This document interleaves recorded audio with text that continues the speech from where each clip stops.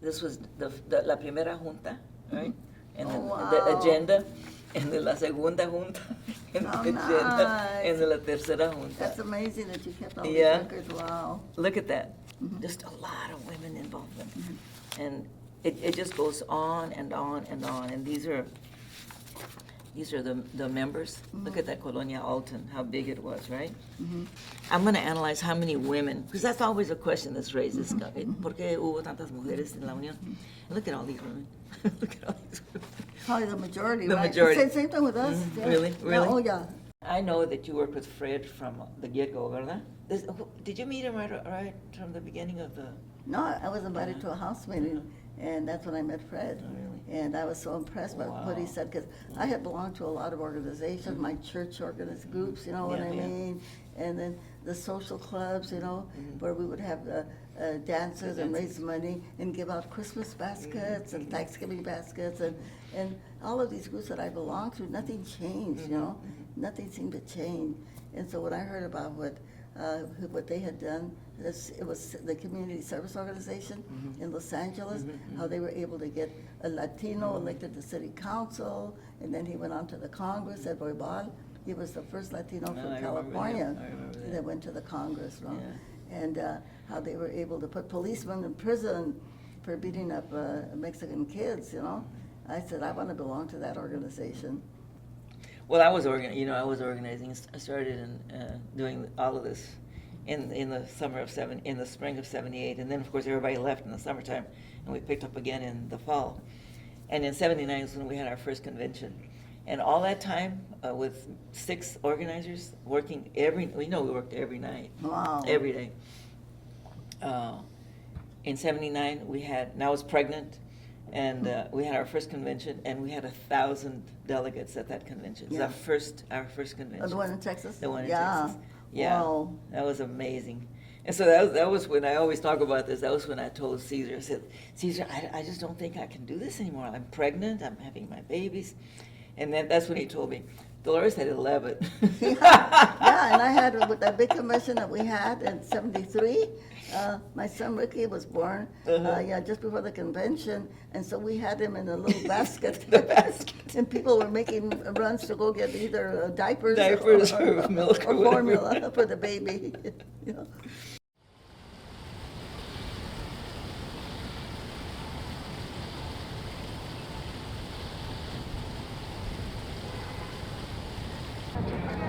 We are such... You just can't be passing out the flyers. If they say it's a criminal trespass warning, they ask you because you're on private property. And if you refuse to leave, then you can get arrested. I mean, I don't. Do you think that would happen? Do you think that would happen? Ma'am, I don't know, man. That's up to them. Man, I can't speak for him or can't speak for yourself. They were either. so angry at us. Yeah, well, Just passing a flyer. well, I mean, like I said, it's private property, so.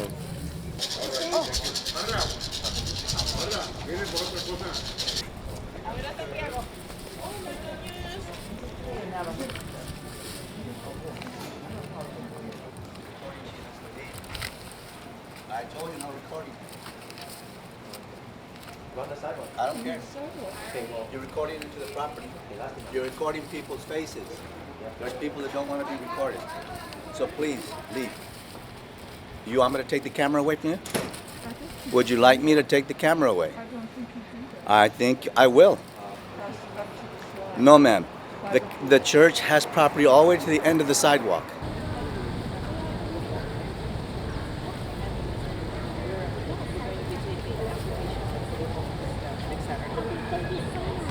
See, in the eviction courts, it's like, little viejita like, I never got any paperwork. I just kept paying and paying and paying.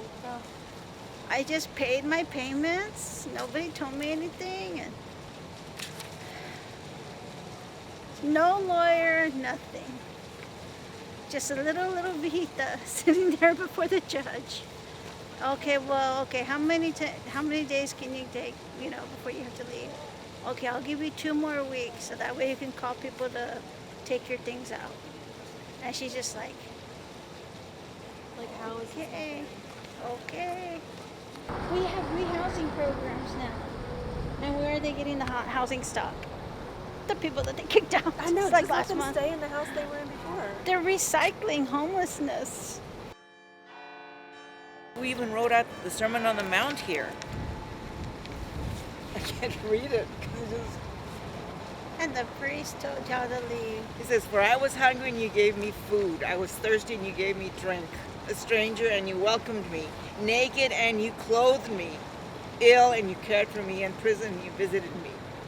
Whatever you did for one of those least of my brothers of mine, you did it for me."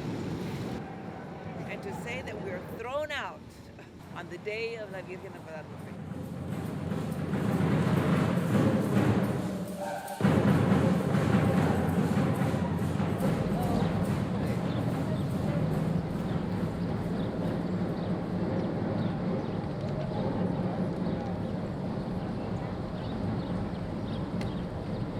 There has never been any unionized Catholic Church parish in the country. For the lay people in the church, and even for the nuns have no protection. And so we had this huge battle, and we were finally able to organize and form a union with 5 parishes there in the valley.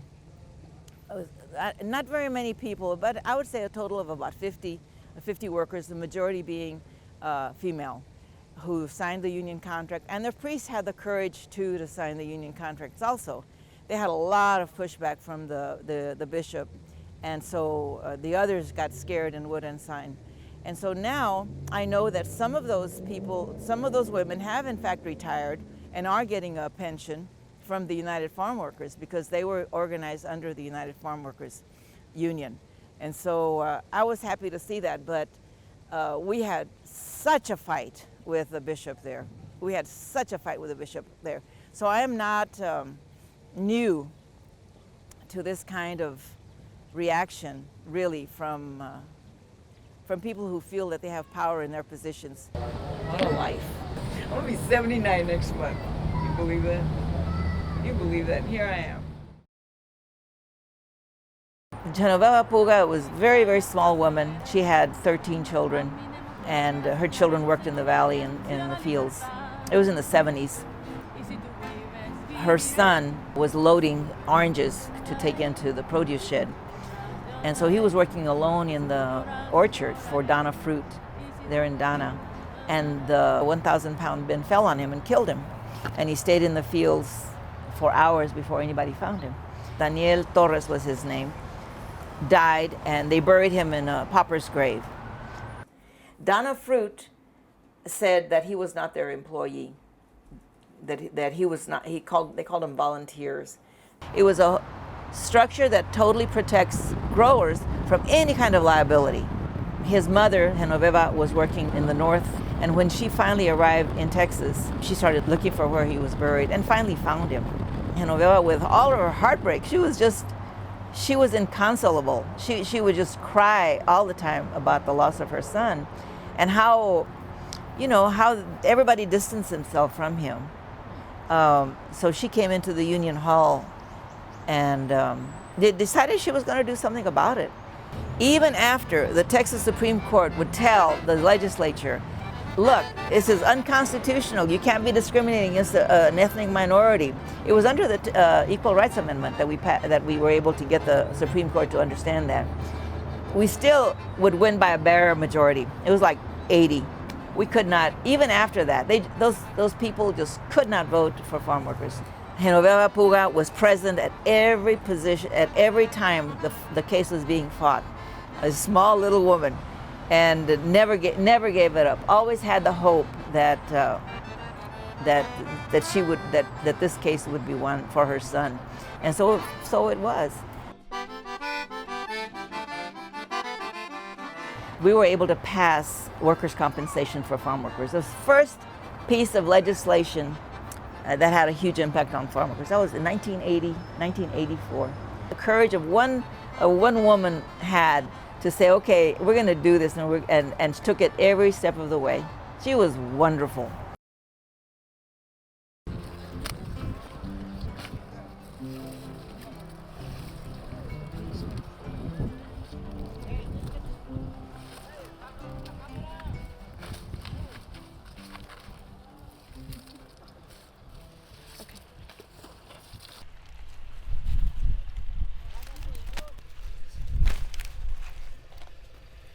Bye, cuídate, hombre, porque este trabajo es fregado, ¿verdad? Para la espalda.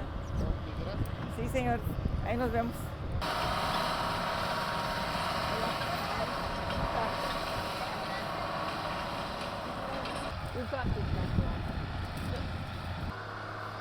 You have this knife, which the workers provide. It's not provided by the company. And it's a sharp knife, right? And so they cut off the hair, right, of the leek, and then they peel the ugly leaves to it.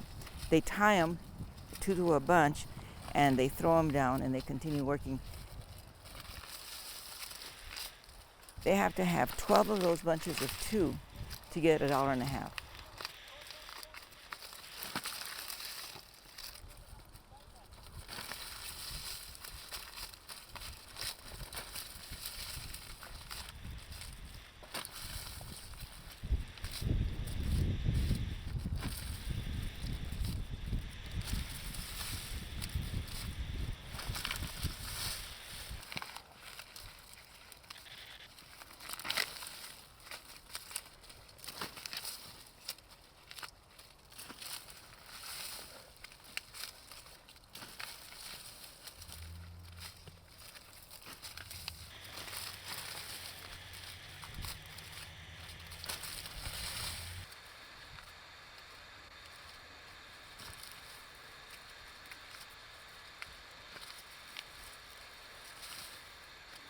None of them knew anything. They didn't know who the ranch owner was. So I asked them, well, what do you think? What do you think you're going to earn today? And they really had no idea. Leeks, that's what we have today. I don't think leeks are part of our culinary, food, nor was that cabbage that we saw earlier this morning. That's not what we eat here. Gracias te damos de corazón, pues nuestra historia es educación.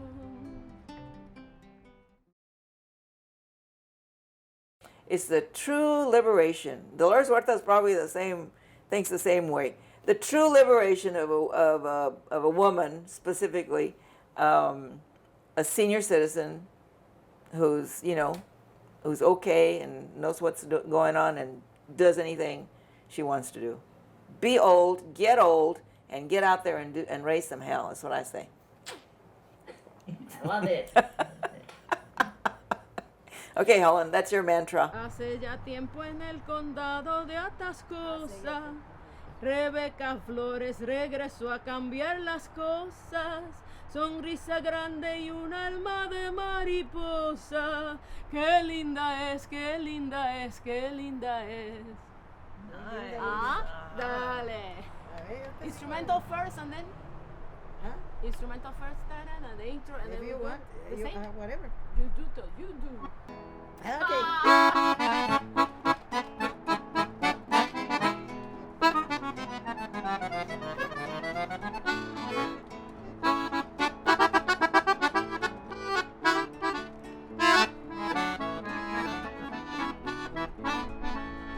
Hace tiempo en el condado de Atascosa, Rebeca Flores regresó a cambiar las cosas. Sonrisa grande y un alma de mariposa. Qué